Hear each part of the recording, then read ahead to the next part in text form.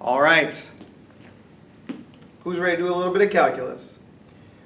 Part of the APC mechanics class, that's the class you're in, it's called APC mechanics, is you need to know some calculus. Now you don't have to have the calculus class to do this, but it's nice to have a little bit of calculus so that we can do some things that we can't just do, by like looking at the graph and trying to figure out the slope that way. And I'll tell you what I mean, and we're going to think about a position versus time graph. So consider, for example,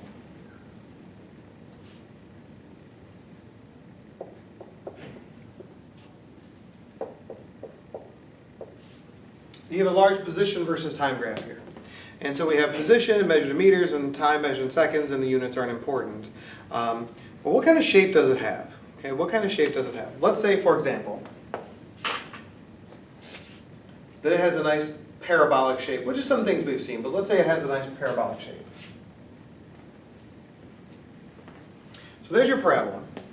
And one of the things we talked about is that the slope of this graph has to be the velocity. So I can look in here and say, well, how can I find the velocity? Well, like, what if I want to find the velocity at a certain point in time? Like, we talked the other day about how to find the average velocity. The average velocity, I would take a point here and a point here. I would draw a line between them, take the slope of that line, and that would be your average velocity. But what if I really wanted to know the speed, the velocity of the object right here at a given point in time? So what if that were the situation? So for example, let's look.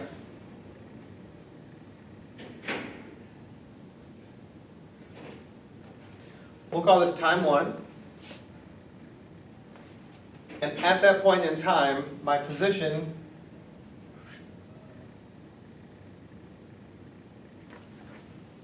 that's position number 1. And then sometime later, we'll call that time 2.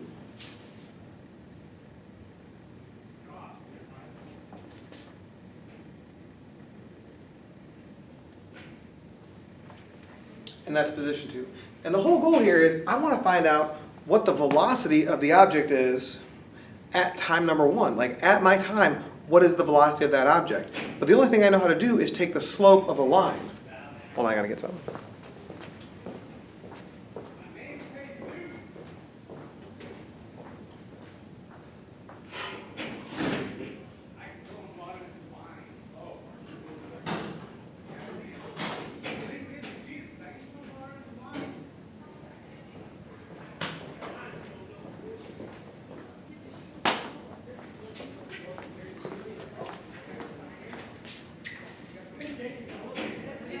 So what I can do here to find, the only thing I know how to do is to put this on here.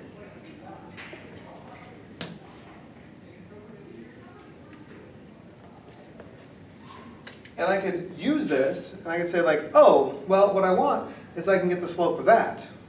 Because in order to take the slope, to find the slope of a line, I need 2 points. Now, I suppose you're thinking like, well, Don, if you just want the velocity of the object at this instant in time, could you just draw a tangent line? I absolutely could draw a tangent line. So let me do that.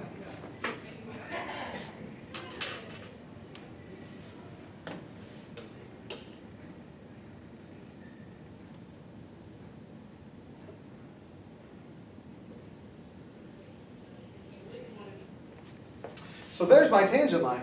Now I have a sense in my head that if I could figure out the slope of that line, I could figure out what the velocity was at that instant in time. However, in order to calculate the slope, I need 2 points. And the only thing I have on my actual line that I can figure out is just 1 point. You can't take the slope when you have just 1 point. So, and as you can see, the blue line that I drew and the tangent line that I want,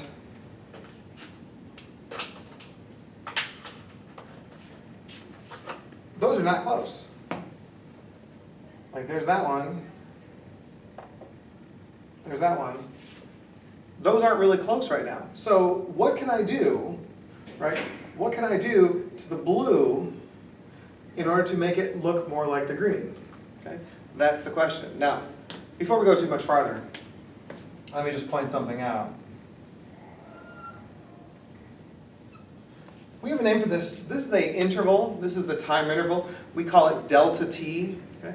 We call it delta t, and that might be important later, so let me write that down.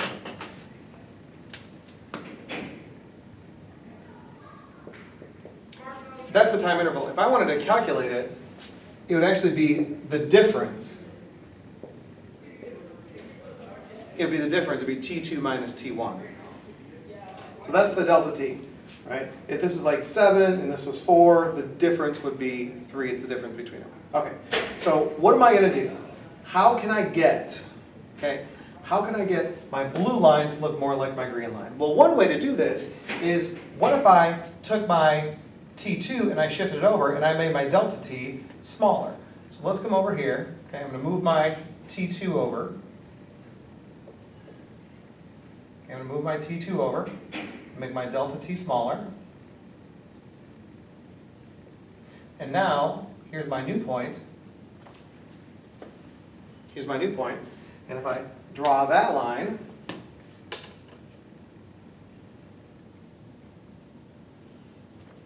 okay, what I can see is it's less steep than the original blue line, but it's still a little too steep. It's not quite as steep, or it's a little too steep. It's not quite down to the green line. All right, that's fine. What can I do to make it even better? Let's make my delta t even smaller.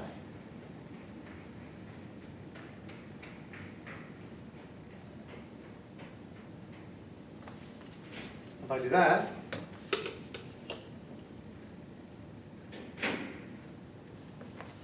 and if you look at that one, that's even less steep, and it's getting closer and closer to the right steepness of the green, right? How do I get there? How do I get all the way there? It looks like getting better and better as you make your delta t smaller and smaller. Well, if I make my delta t smaller and smaller and smaller, what if I made it infinitely small? What if I made it go to 0? Maybe then I could get my blue line to be exactly where my green line is. So let's talk about what this really means.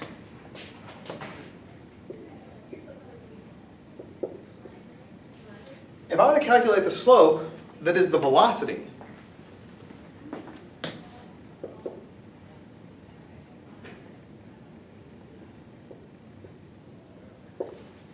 basically we just use the change, in the position divided by the change in the time. If I select those 2 points,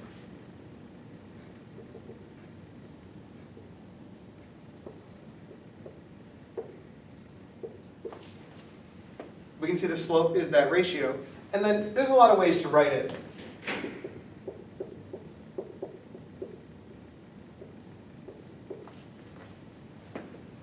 That might actually be our best way, and you'll see how this works out in a moment. So here's the thing. If I want to get my blue line to be as close to the green line in terms of slope as possible, I need to make my delta t get smaller and smaller and smaller and smaller. So I need my delta t to go to 0. The problem is, if I make my delta t go to 0,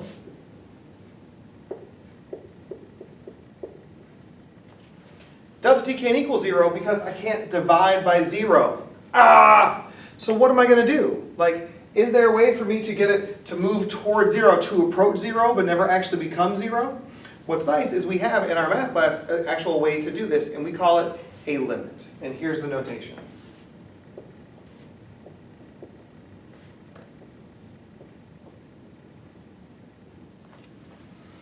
So we say it's the limit as delta t approaches 0. That means I'm making my delta t smaller and smaller and smaller and smaller and getting closer and closer and closer to 0, but it never can be 0 because, well, the delta t is in the bottom. You see why that's a problem? You can't divide by 0? Apparently your calculator explodes or something. I don't know what the deal is. So this is what I want to do. I want to take the limit as delta t goes to 0, and then maybe we can see what happens with our function. Okay? So let's jump up over here and see what happens. So I want my slope, which is my velocity, to be equal to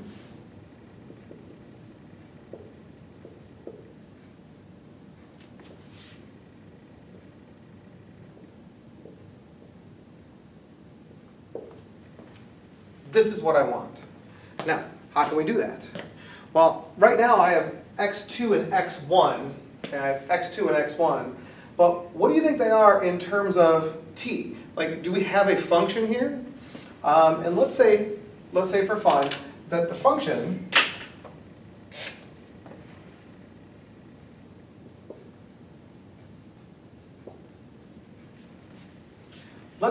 is 4t squared. So x is equal to 4t squared, and what I'll do is I'll use this function and I'll replace my x's over there, and we'll see what happens.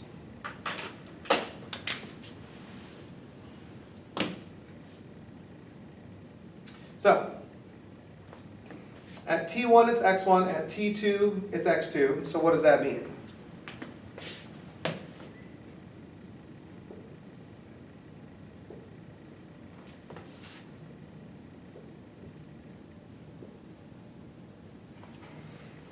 That means that the function says that the position at position 1 is equal to 4t1 squared, and position 2 is equal to 4t2 squared. So I'm going to plug these in up here.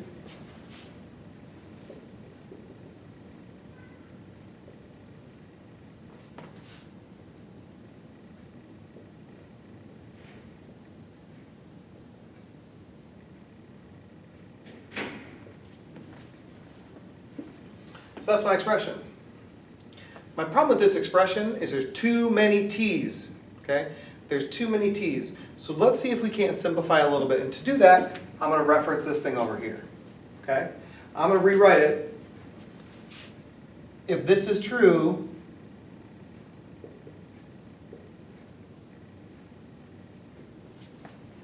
then that should be also, right? Shouldn't t2 be the addition of t1 plus the change? So t1 plus the change is equal to t2. I'm going to make this substitution here. Follow along.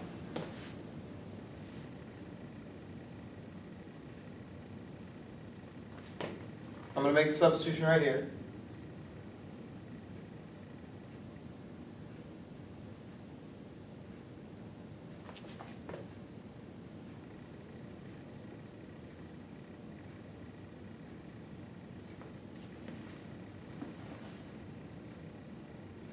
Oh, got a square.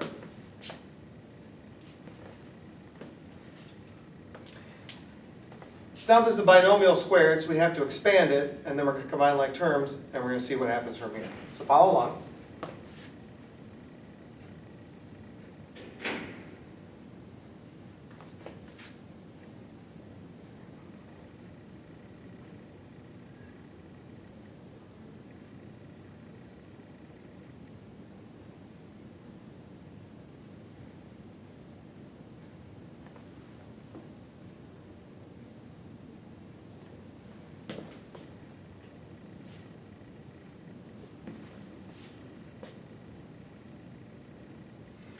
So basically I foiled this thing to get this, and now I'm going to expand it by distributing.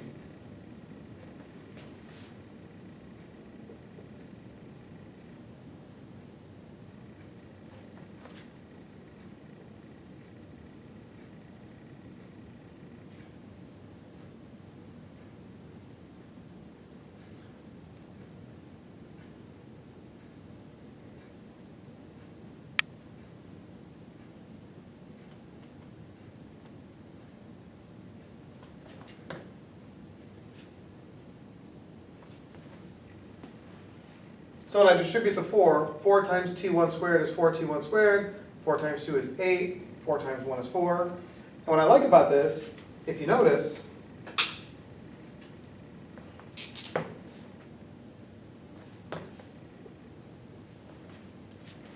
this is 4t1 squared, this is negative 4t1 squared, so when you add those together, actually they end up being 0. And so we're left with an even simpler expression.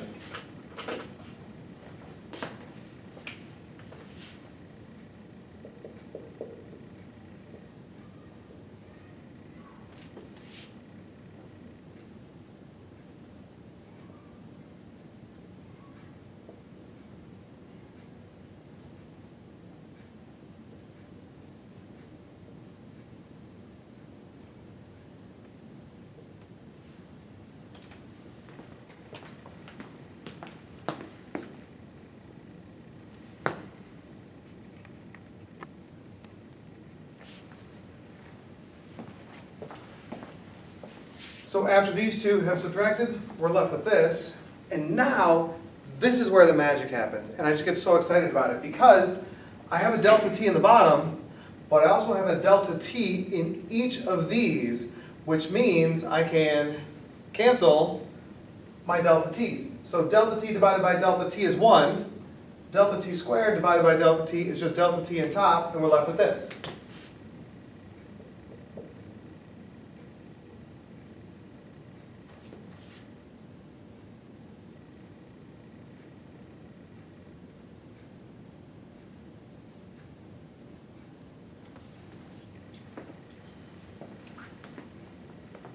And the beauty of this is the fact that now I can let my delta t go to 0 because it's no longer in the bottom.